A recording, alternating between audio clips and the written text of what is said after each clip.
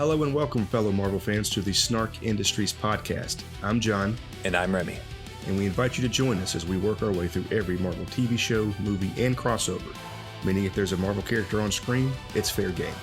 All categorized in the temporal order of their setting. By the time we're done, we'll have built a complete start-to-finish timeline of the entire Marvel Cinematic Universe. To accomplish this goal and to have a bit of fun along the way, each episode will be split into two parts, the Watch Party and the Deep Dive.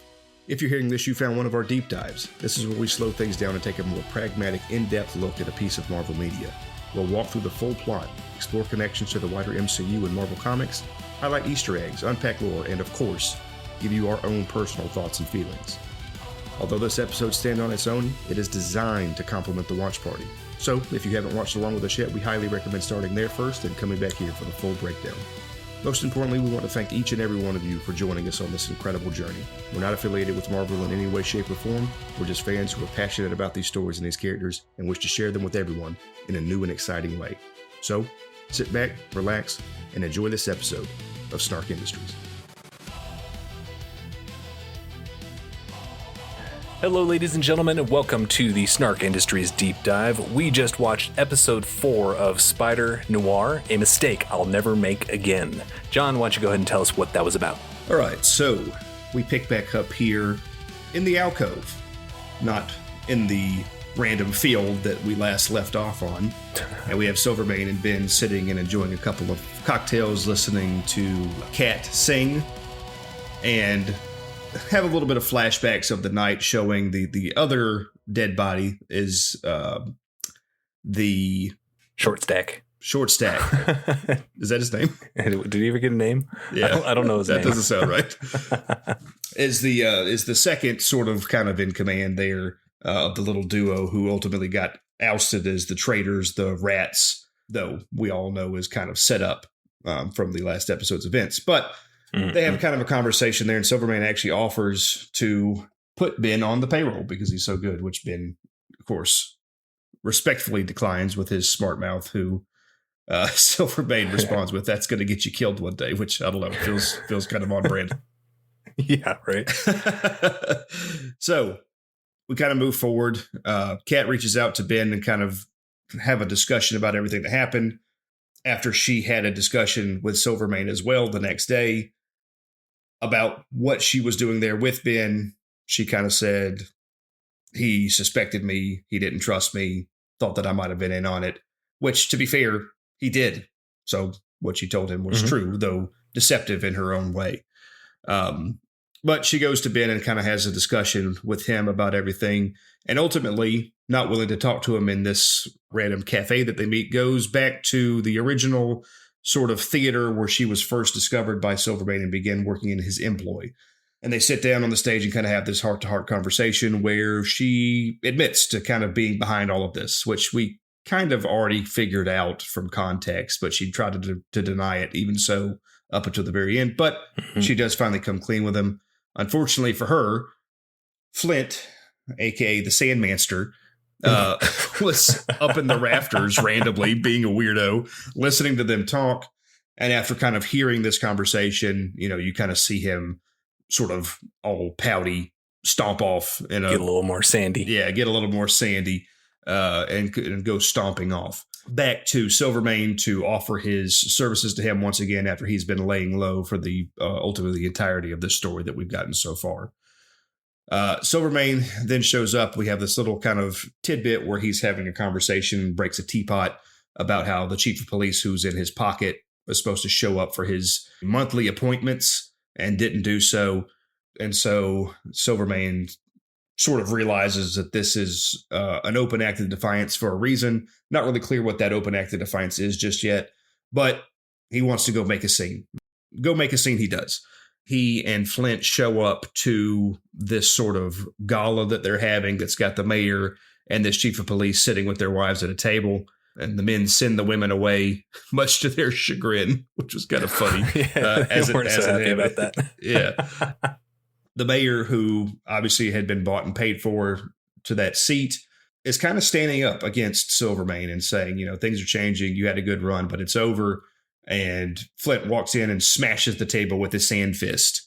And everyone says, oh, no, everything's fine. We're all cool here. Don't worry about it. And they kind of go on sort of openly declaring war against each other. That man is an ant picking a fight with a boot. Yeah. He is going to get so messed up. Well, you think that, but then again, we have him sort of playing this extra card, which kind of ultimately is how this thing ends. Yeah. But we'll get there in a moment. So, this kind of happens, and then we cut back. Kat and Ben had left the theater then and went back to his place, and we're having more of a conversation. They kind of open up about kind of some deep history. He shares the story to her about Ruby and how she had died, and ultimately we get kind of a better understanding of his trauma, that she died because of him. He put a guy away who, was then hell-bent on revenge, came back and killed her to get to him while he was out having a few cocktails with friends, it looked like. And so he sort of was carrying that weight. And we got them, sort of bonding in this moment and leaning in for this kiss. And then it stopped short from a breaking news announcement on the radio that something was happening. And he sort of like coldly, she thinks that it's Flint showing up, this powered individual, being shown. And he sort of acts nonchalant about it, like he doesn't want to help. And, we kind of understand that he's doing that. So she'll pretty hilarious. Get out of the way so he can suit up. But she doesn't know that. So she's, now she's pouty and stomping away. While all that's kind of happening, we also have a scene back at the PI's office where Robbie has went and found Lonnie, a.k.a. Tombstone, brought him to, kind of question him about everything. Janet is there too and have a hard time getting him to open up. But through a clever use of playing a game of cards, he just decided to spill his guts about everything. After some time, it was sort of kind of get the story about everything that happened in these transformations. The prisoner of war bit, that we know that at least 3 of these powered individuals have came from this unit, this picture that we've seen in previous episodes. So that's all kind of playing in the background. And as they're doing that, the phone rings there too. And it's Ben, now that Kat has gone and he's ready to suit up. He tells Robbie to get his camera, go downtown. There's some pictures to take. And he suits up in his spider outfit and goes swinging down there thinking that he's going to have to go take on Flint. But as he gets there, it turns out that it's somebody else. And we see this man sort of standing there causing a scene, and this sort of electricity begins crackling. And I think we've been talking about through all of these episodes, that it looks like Electro's coming. We see this, this kind of electricity power on the way and everything. And by God, we thought that was it. But as we do a little bit of research here on these deep dives to keep you all informed, it's actually a much deeper pull than that. And, shockingly so, but really cool. I think it was actually shockingly. You like that? It was actually Megawatt who was there and ends up doing battle with pull. Ben sort of here where all of these people are watching and they're kind of making comments about how, oh man, this guy should have stayed retired as he's getting his, his butt kicked by Megawatt here in the middle of the street. Kicked instead of touched. Yeah, that's right. That's right. And so, they're all kind of looking, and we do see Kat there too, who does show up thinking it's Flint, realizing it's not, and see sort of this knowing look as she realizes somehow. It wasn't super clear to me. I didn't catch while we were watching, and I didn't see anything in the research, but how she knew. But somehow it seems like she knew as she's watching him fight that this is the man that she just spent the afternoon with. But as the kind of fight goes on, Ben rips down the power lines in the area, cutting off his access to electrical supply. And over some time, his juice sort of peters out, and he's able to get knocked out to uproarious applause from the crowd, and perhaps by design or a stroke of good luck on the mayor's part, after having his run in with Silvermane, he steps into the area, puts his arm around Ben and says, I have teamed up with the Spider to make this city safe again. And everyone cheers. And Robbie takes a ton of pictures. And Ben says, his fun spider voice that he's been doing is sort of against it. And everything seems to sort of culminate there. And then ultimately we get one kind of final scene to sort of give us that little bit of touchback as he's going back home, is like stretching out after having ultimately a pretty big battle with Megawatt. And Kat shows back up again. opens the window, sits down and has a smoke and says, "Am I right?" And he's like, "Well, I don't know what you're talking about." And throws herself well, out. Actually, he's like, "Well, probably, but I don't know what you're talking about." Yeah, right. Throws herself out the window in the hopes that he will catch her. And, like I said, I don't know how she sort of figured out that he was him, but luckily she was right, or else she would have been a splatter on the sidewalk. But he catches her with his web in a very, very, almost direct shot by shot pull from the, sort of famous Gwen scene. Or this time she doesn't die.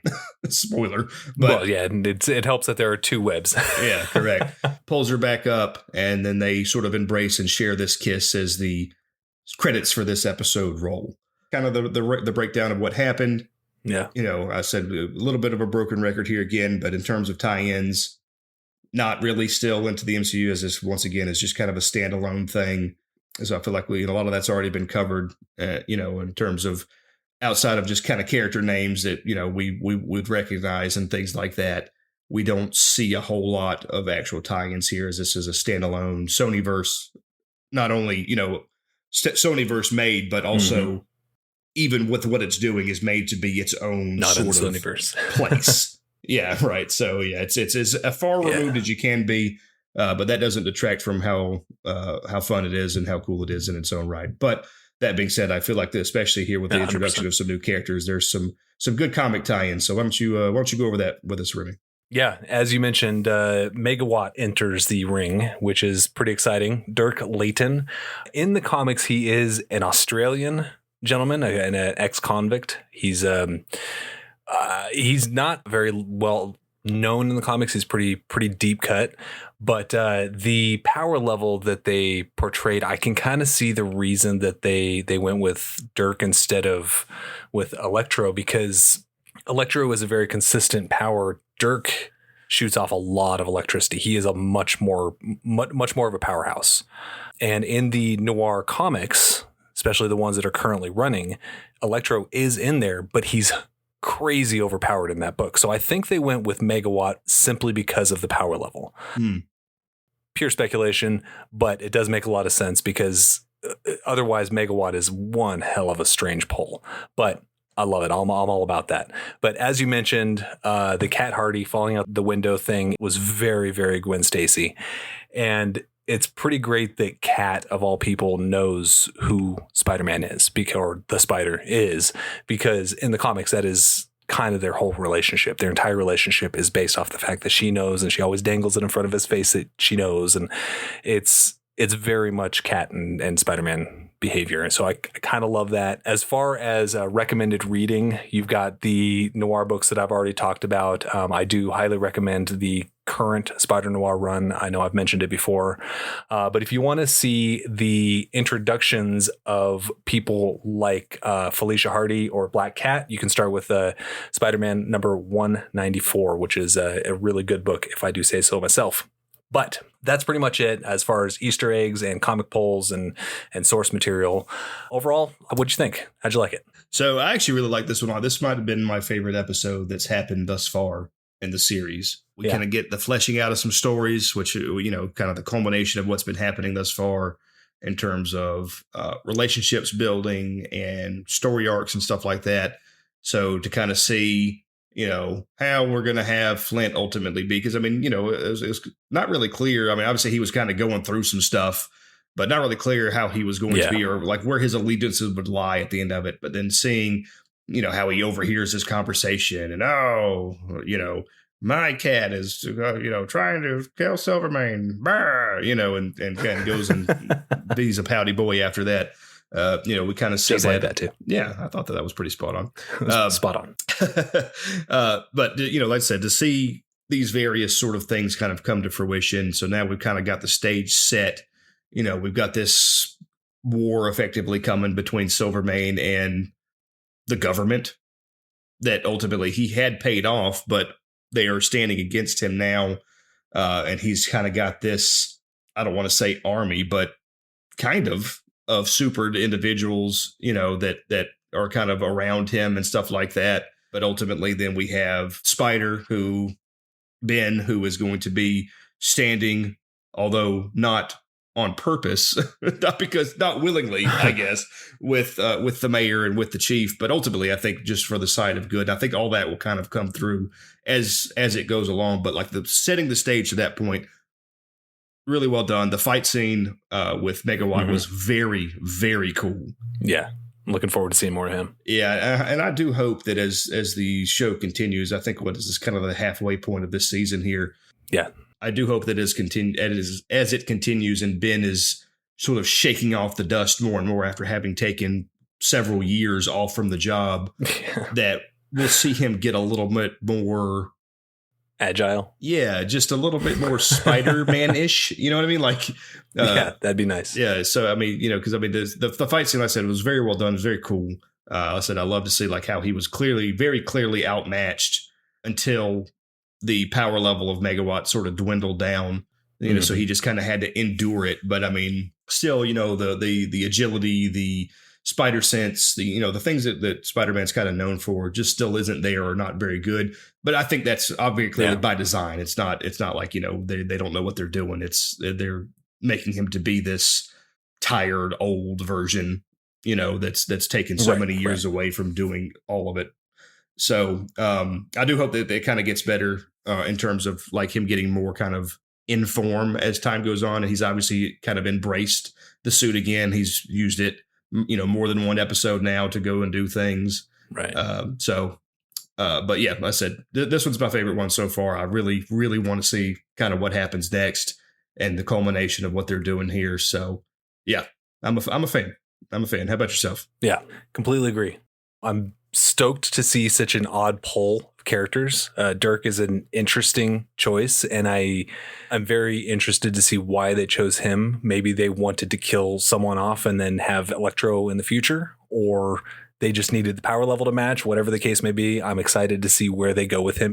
I kind of like that we're seeing Flint go the more villainous direction. I like him as a sympathetic character as he's in the comics, but there's also a point where, you know, Sandman's got to be Sandman. So I'm glad that we're getting a little bit of that. He'll probably swing back at some point, but I like seeing the characters in their full force. So that'll be a lot of fun to watch. Agree.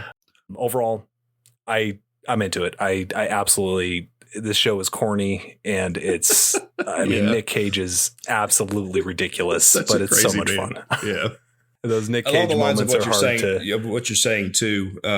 Sorry, I didn't mean to interrupt you there, but just I did want to mention, as you were talking about kind of the characters coming to their full power, you know, and everything else. I'm curious to see what they do with Tombstone, because he's very clearly kind of off the tracks of what I know of, at least in, you know, and your comic knowledge is far more than mine is, but you know, he's kind of way off track from that to seem like he seems like he's genuinely just a good guy. You know, he's a good but broken guy that went through this thing, but he's otherwise playing nice with everybody and, you know, defending people that need it. And, you know, so I'll be curious to see if they do that, if that's the direction they want to take him, or if they're going to, you know, something's going to happen that's going to kind of push him the other way later on. And everything else, because they're, I mean, clearly, so far at least, Tombstone has been the most liberties taken with an individual character that I can tell. You know, like everyone else seems pretty on brand for what they're about. You know, even if they like with Cat Hardy, they kind of changed the name and everything else, but she's still more or less the same kind of vibe, you know, that we're used to. Right. So yeah, that is something. Just kind of speaking on that same lines of what you were saying. I'd be curious to see where they go with that. Yeah, it's a good call out, because he is definitely playing the sympathetic character, and Tombstone, as I remember him, has never been a sympathetic character. Right, Sandman, absolutely. Sure, yeah. But yeah, it's an interesting choice. They did the old switcheroo. I'm digging it because it's fun. But yeah, otherwise, anything else left to say?